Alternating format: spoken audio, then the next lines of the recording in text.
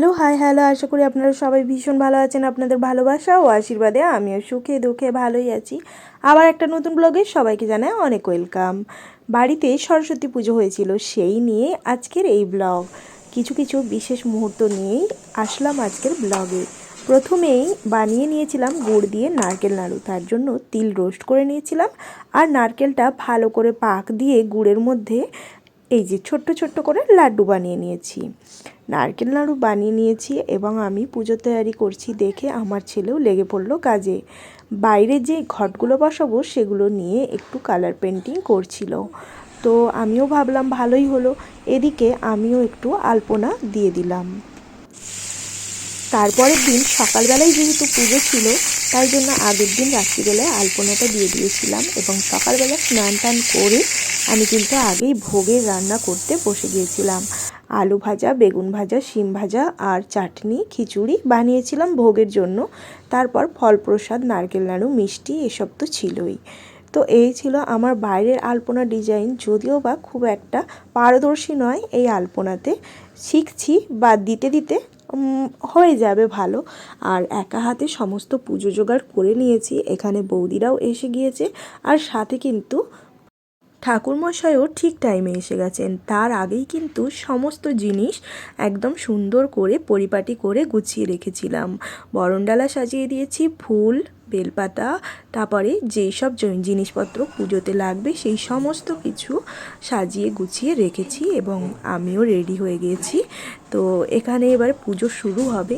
স্কুলের দিনের কথাগুলো তো ভীষণভাবেই মনে পড়ে। সরস্বতী পুজোর ঠিক আগেই অন্য অন্য স্কুলে নিমন্ত্রণপত্র পাঠানোর জন্য বন্ধুবান্ধবীরা মিলে সাইকেলে করে যেতাম আমরা চিঠি পৌঁছোতে। সেই সব দিন তো সত্যি খুব ভালো ছিল। এখন যেহেতু আমি বাইরে থাকি, অনেক বছর তো প্রায় পুজো থেকে মানে দূরেই ছিলাম, কিছু জানতামই না যে কোথায় পুজো হচ্ছে, কিভাবে পুজো হচ্ছে। তারপর যদিও বা পুজোর সন্ধান পেলাম, তারপর যাওয়া হতো না সময় মতো।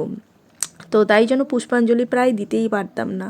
তো সেই জন্য মনে ভাবলাম নিজের যখন একটা ছোট্ট বাড়ি আছে সেখানেই পুজো করব। তো সেই জন্যই কিন্তু আমার এই পুজোটা তোলা।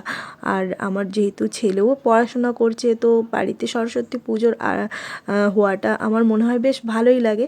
তো কেন কি বাচ্চারা পুষ্পাঞ্জলিও দিতে পারবে, সময় মতো পৌঁছানো তো যায় না সব জায়গাতে। তো সেই জন্য বাড়িতে হলে বাড়িতে পুষ্পাঞ্জলিটা কমসে কম দিতে পারবে। আর সমস্ত মানে আমি যাদেরকে বলি তারা আসলে কিন্তু আমাকে ভীষণ ভালোও লাগে। সবাই একসাথে বসে পুজো দেওয়া, এই আর কি ব্যাপারটা এরকম। তো মোটামুটি সবাই আসছে, এবার আস্তে আস্তে এবার পুজো শুরু হবে, সাথে পুষ্পাঞ্জলি আর ভোগের তো খিচুড়ি করেছি আমি। তো দেখুন পুজোটা কেমন লাগছে সেটা কিন্তু অবশ্যই একটা কমেন্ট করে জানাবেন। আর আপনারা কীভাবে সরস্বতী পুজো কাটাচ্ছেন সেটাও কিন্তু কমেন্টে জানাবেন। আর যেহেতু আমি এখনও মূর্তি বসাই না, পটেই পুজো করি, তো এখানে সমস্ত কিছু মানে একদম রেডি হয়ে গিয়েছিল। আর পণ্ডিত মশাই এখানে পুজো করতেও শুরু করে দিয়েছিলেন। ছোটোবেলার নানান স্মৃতি রয়েছে এই সরস্বতী পুজো ঘিরে। তো যেমন হচ্ছে শাড়ি পরা, আমরা যখন একদমই ছোট ছিলাম শাড়ি পরতে পারতাম না, তখন কিন্তু তার আগে থেকেই মনে হতো কোন শাড়িটা পরবো মায়ের, আর কে পরিয়ে দেবে, কখন পরাবে, এই রকম একটা সমস্ত চিন্তাভাবনা থাকতো। আর যদিও বা আমার মা কিন্তু শাড়ি পরানোতে একদম পারদর্শী ছিল, আমার পাড়ার বোনেরাও কিন্তু আসতো মায়ের কাছে শাড়ি পরতে। তো আর আমার ছেলে কিন্তু আমার সাথ দেওয়ার জন্য কি করছে সেটা দেখতেই পাচ্ছেন ভিডিওর মাধ্যমে। ও একটু শঙ্খ বাজিয়ে দিল, কারণ যেহেতু আমি ভীষণ ব্যস্ত, মানে এটা ওটা এদিক সেদিক করছি, জিনিসপত্র নিয়ে আসা যাওয়া করছি। তো আর পণ্ডিত মশাই এখানে পুজোও শুরু করে দিয়েছেন। তো এই আজকের পুজোটা এইভাবেই শুরু হলো। এবং দেখুন এখানে কিন্তু পুজো হতে হতে তারপরে হোমের তৈয়ারিও হচ্ছে। আর জানেন তো সমস্ত ভিডিও ক্লিপটা হয়তো নিতে পারি না, যেহেতু পুজোতেও ছিলাম আমি, মানে বাড়িতে কেউ আসলে জানেন তো অত ভিডিওটা ঠিক হয় না। তো এখানে না ভোগটাও দেওয়া হয়ে গিয়েছে এবং হোমের তৈয়ারিও ছিল, তো হোমও হচ্ছে। তো পুষ্পাঞ্জলিটা আমি আপনাদের সাথে শেয়ার করতে পারলাম না যদিও বা। তো ভিডিওটা কন্টিনিউ দেখতে থাকুন। আর প্লিজ আপনাদের সাপোর্টের অনেক দরকার। আপনাদের কেমন লাগছে প্লিজ একটু কমেন্ট করে জানান, আর কী রকম ভিডিও দেখতে চাইছেন সেটাও জানান। প্লিজ ভালো লাগলে একটা লাইক করে দিও, সাথে বন্ধুদের সাথে শেয়ার করে দিও ভিডিওগুলি। আর আমার চ্যানেলের নতুন বন্ধু হলে প্লিজ আমার চ্যানেলটি সাবস্ক্রাইব করে আমার পাশে থাকার অনুরোধ রইল। এরকম আর ভিডিও দেখতে যদি চান তাহলে প্লিজ একটা লাইক করে দিন, আর আমাকে অবশ্যই সাজেস্ট করুন কমেন্টের মাধ্যমে যে কী ধরনের ভিডিও আপনারা পছন্দ করবেন। তো এই ছিল আজকের ব্লগটা কন্টিনিউ করতে থাকুন। আরও কিছু নতুন আছে, অবশ্যই শেষ অবধি দেখলে অবশ্যই বুঝতে পারবেন।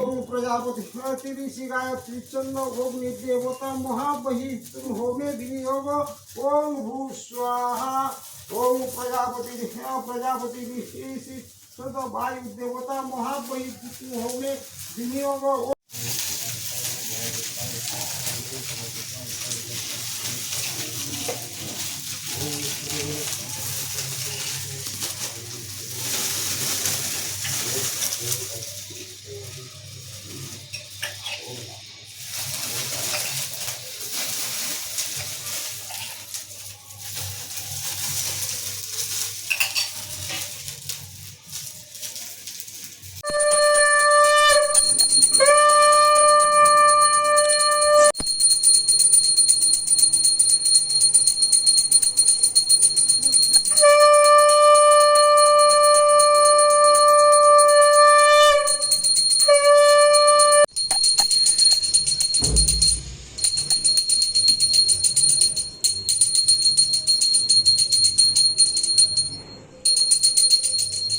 সকালে আরতি কমপ্লিট হয়ে গেল, আবার সন্ধেবেলা আরতি করতে আসবেন উনি পণ্ডিত মশাই। তো চলুন আমরা একটু যাই এক জায়গায়, আমাদের সোসাইটির মন্দিরে, যেখানে আমাদের নাগ বাবার মন্দির, ওখানে কিন্তু অখণ্ড নাম সংকীর্তনের অনুষ্ঠান হচ্ছিল।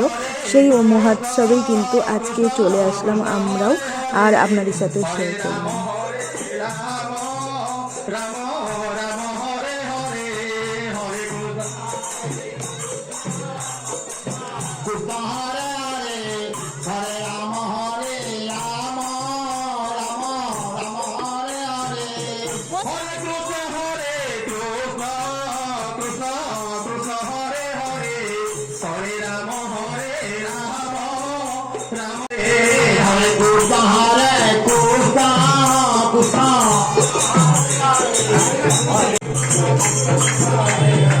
টানা 3 দিন ধরেই এই নাম সংকীর্তন চলছে, আর এখানে কিন্তু মহাপ্রভুর মহাপ্রসাদের ব্যবস্থা রয়েছে। তো অল্প একটু মহাপ্রসাদ গ্রহণ করে বাড়ি আসলাম এবং একটু রেস্ট করে নিয়েছিলাম। আর সন্ধেবেলার আরতির জন্য আবারও পণ্ডিত মশাই এসে গিয়েছিলেন। আমি এখানে বানিয়েছিলাম আজকে মালপোয়া সন্ধেবেলার ভোগের জন্য। তো আর তার সাথে কিন্তু আমার ছেলের এই ছোট্ট শ্লোক দিয়েই শেষ করলাম আজকে। সবাই ভালো থাকবেন। अज्ञानता से हमें तार दे माँ, तू स्वर की देवी है, संगीत तुझसे हर शब्द तेरा है, हर गीत तुझसे।